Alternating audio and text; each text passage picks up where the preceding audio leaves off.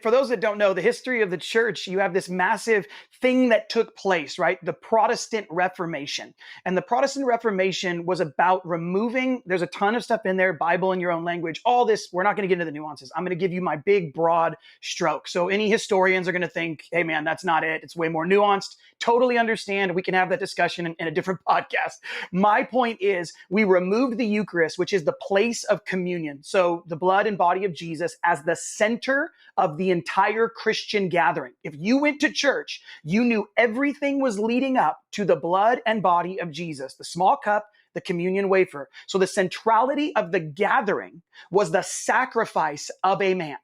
Okay? We removed that and put in a pulpit, and now the center of our gatherings is man's opinion. So we have 40,000 denominations, and divorce took place in the church before it was ever accepted in culture. And that's denominationalism.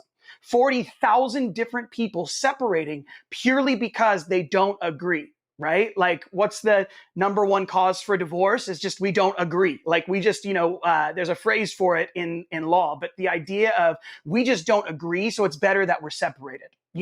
And so the church instituted that way, way, way before, and then it made its way into family, into culture. Because the idea is when the centrality of a gathering is the sacrificial nature of masculinity, which that's the way I'm going to define it. If I'm a Christian, then my model of manhood is the man Jesus. That's it. The buck stops with that model. He's just not the image of God on earth. He is the express image of what a man does. And that man gets he never once says, this isn't fair. When he's hanging from the cross, he's not hanging from the cross saying, by the way, he was hung there by his bride. Just in case you're wondering, the church is called the bride of Christ. His bride hung him from a tree, and he didn't say, well, you don't have to live with her. You guys are all wrong. Like, no more for me. You're doing it all backwards. He says, forgive her.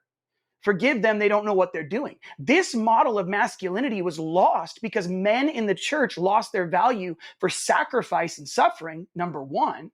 Number two, we lost the centrality of that sacrifice and suffering as the image of Christ that we all gather around. And number three, when we lost that, we lost value for our bride because we made our marriages about us, because we made church about us, because we made God about us. And when a man makes his entire life about what he gets out of it, he is stunting his growth immediately, because there is no further growth when you decide it's all about you at the center of all things. Yeah, man becomes his own idol in a way, and that's removing of the first three things that you said, the honoring of the God. I love what you said there. Jesus is the model of man, or the model of masculinity here on earth. It rings true with a book we've talked about a lot. A great friend, mentor of mine, Josh Cachadorian, wrote The Standard. That's kind of the thesis of his book there, right? As Jesus is the standard of masculinity. And he poses a few arguments in the book, and I'm curious your thoughts in and around this. I would background for me, right? So I was saved in 2018. So I'm still kind of, fumbling through kind of this journey on my own. Like, I'm discovering this stuff every single day. That's why I love to have guys like yourself, right? Because I don't claim to know anything when it comes to these things, but I love hearing from the guys that have been in the trenches for a whole lot longer than I have. I think his argument is that the Jesus of the Bible has been weakened and feminized, and that leads to a feminized male within the church. Would you agree? And if you kind of unpack and share your opinion around there? Again, I'm going back to the fact that when we would gather, we'd gather around suffering and sacrifice as the primary image. When you remove suffering and sacrifice as the primary image, men have nothing to look up to that calls them into masculinity, has nothing to call them into courage, has the difference between a hero and a warrior. Like, little kids are heroes because they're out for their own ego. They want to have their own journey, and they have like their little hero thing, right? A warrior is submitted to a king that's greater than he is.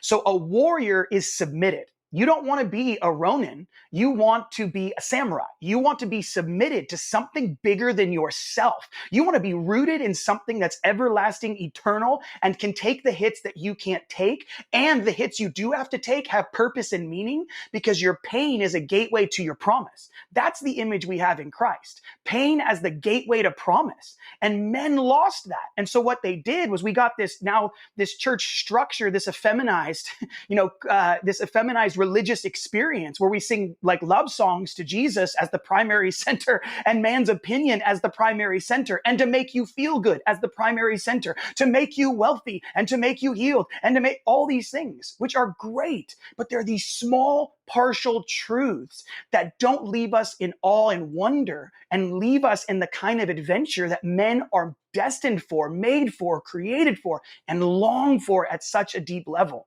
And when we put man's opinion into the center of the church, what we did was we said, whatever gets me the greatest amount of views, whatever gets me the greatest amount of agreement, whatever gets me that the greatest amount of following, right? Like then I'll bend the message to meet those needs so that I continue to grow my influence in the name of. But that there's nothing for that to stand on. And what's happened is we now have an emotionalized, because if we feminize it, it has to become emotionalized, and not that all women are super emotional. That's not what I'm saying. But the primary leading of a woman is her heart. That's good. That is godly. That is correct. And it is both psychologically and physiologically true. So argue it all you want, but there's lots of research on this. So this isn't Jake's opinion. But what we recognize is if men are mostly led by the adventure, by the motivation, by the pain, by the aggression, and women are led by the tenderness, by the kindness, by the connection, well, then show me the church that's leading by aggression. Show me the church that isn't full of people that are, off the rails, that are leading that way, where you're having kindness married to aggression so that you can really see breakthrough in all the areas we're attempting to see breakthrough in our own personal lives, let alone culture. Yeah, we're talking suffer and sacrifice. That's been a reoccurring, theme here already. And you talked about men are lacking this journey, right? John Eldredge talks about in Wild at Heart the three things that all men desire: a journey to go on, a beauty to rescue, in a battle to fight. Your group is called This Is the Fight. So it can be hard, right? We hear suffer, sacrifice, that language gets thrown around in, multiple circles, personal development, and cold plunge is a great example, right? I told you right before we hit record, like I an hour ago, I was in the cold. It's suffering, but it's suffering on a very, very small degree. It's like our world, our culture, I call it the microwave society. Anything we want, push a button, it shows up today. So I think sometimes the suffer and sacrifice, it's like, it's hard to even see in today's world. Where can men begin to really look for this fight or look for the actual struggle and sacrifice in the world? Well, I think in a couple ways, you have to, well, first we have to recognize that suffering is, you can either choose it or it will choose you. So if I'm going to be a baseball player, I don't just I'm not rolling up to Major League Baseball being like, dude, I'm just going to kick butt here. This is going to be amazing, dog. Like, I can't wait. You know what I'm going to do next week? Go to the NFL. No, but yet we walk into marriage like, I'm going to be an amazing husband. We walk into church like, I'm going to be an amazing Christian. We walk into parenting like, dude, I'm going to be a great dad. And now we may not say that out loud. We might have insecurities. We might have some things that we know we need to work on, but we don't go into training because we have a limited vision. We have a selfish vision. Nobody's giving us a big vision of God, a family. Listen, family is the greatest government on planet Earth. It can transition entire generations of beliefs and values and can turn the tide of wars. The reason Constantine, again, I'm going very broad stroke, but Constantine makes Christianity the official religion of Rome. Why? Because they couldn't number the amount of Christians in culture, and they were afraid they were going to be an army that was too big to defeat, even by Rome. That's what family does. Family passes on values. Family strategically aligns with one another for the sake of the common good, not the sake of the individual good. We are looking for something bigger than ourselves, and men are looking to go to war for that. And it's in your own home. That's the crazy part. Yes, you can choose it in working out. Please put down the cheeseburger and take a walk, okay? Yes, you should do a cold plunge. Yes, there's several things that you can do. Take a cold shower. You don't need the water. Just turn it on, because men do hard crap. That's what they do, and it starts in here. And you want a brain that gets, the neural pathways get set up to say, when it's time to go, you go. You don't question it. You don't think about it. The hard thing comes up and you go. That's why we choose suffering. It's why we choose those things in little ways. So when the big way shows up, I'm already primed and ready to go. But we also have those opportunities for men that are married, for men that are, well, let's start with men that aren't married. With men that aren't married, masturbation and pornography, great. There you go. Delayed gratification, instant suffering. And we know the studies on semen retention. Like, you're not making yourself smarter by masturbating all the time, and you're not making yourself any more of a catch by looking at porn. Like, there's a lot happening inside a man. Do you understand how much is happening inside of a man's psyche to say, I am so demasculinized, I'd rather watch another man have sex with another woman? Do you know how demasculized I have to be to go to that length? Like, I don't believe in my own manhood to such a degree, I'd rather watch another man do what I wish I was doing, just on a very basic psychological level. So if you're single, no porn, no masturbation. Wow, there's suffering introduced. Number two, if you're a married man, boom, choose your wife over every other opportunity you're going to get. Sit down with her and have an actual conversation, and sit with her long enough so she feels heard and seen. Is that, well, you're like, well, you're equating that to suffering? Well, I'm equating it to you choosing what you do not want to do for the sake of something that's better for you. Yes, that is a form of suffering. Do the same thing with your kids. I know so many people in the church who will fly 3,000 miles around the world, spend thousands of dollars to minister to strangers, but they can't walk 30 feet across their own living room to minister to their own family. Well, like, what? Who the hell cares? Like, do you think you're a hero because you flew over there? You're not.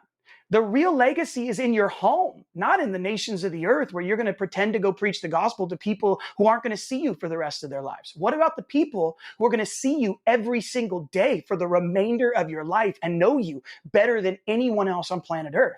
That's engaging with suffering, because I'm having to choose to put myself in discomfort and vulnerability for the sake of a generation I'm never going to see, because I'm not just thinking about my kids. I'm not just thinking about my wife. I'm thinking about my great-great-grandchildren. And that's what keeps me motivated. A vision bigger than what I currently see in front of me, and a legacy better than I could ever imagine.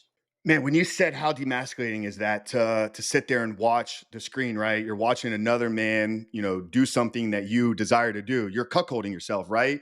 And I think with pornography, that's understood. I was at a Life Surge event. I'm not sure if you're familiar with the Life Surge teams out there. They run these Christian business conferences. They fly in guys like Tim Tebow, Ed Milet. They had Bethel Worship there. It was incredible. 7,000 people, Tampa, Florida, right? And Tim Tebow was one of the speakers. So you looked around, you saw Tebow jerseys everywhere, right? But 2 or 3 of the speakers drove this message home about wearing professional baseball jerseys. I have a jersey on right now, but it's for my company, right? It's got Coach Frank on the back. Like, I, at 25 years old, said I will never put another man's name on my back. But they were driving this message home about, you'll go Sunday afternoon, throw your hands up in the air, scream, shout, holler, like, for another man living out his dream. And then you drink yourself to sorrow. And then you wake up on Monday morning hating the life that you're living. I think that is a message. That is an example that needs to be driven home. It's like, stop living your life through other people's lenses. What are you here to do? They've got gifts to do that thing. What are your gifts? Well, and let's just take it, let's make it super practical. Because let's say you do look up to them, okay? You think it's freaking awesome. Well, then are you playing baseball? Are you playing football?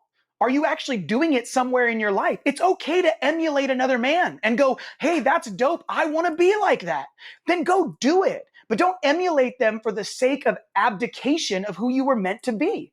That's where it becomes just a bunch of bullcrap, because now I'm wasting my time and my energy and my resources to promote someone else that I'm not even personally benefiting from. It's just another form of escapism for me.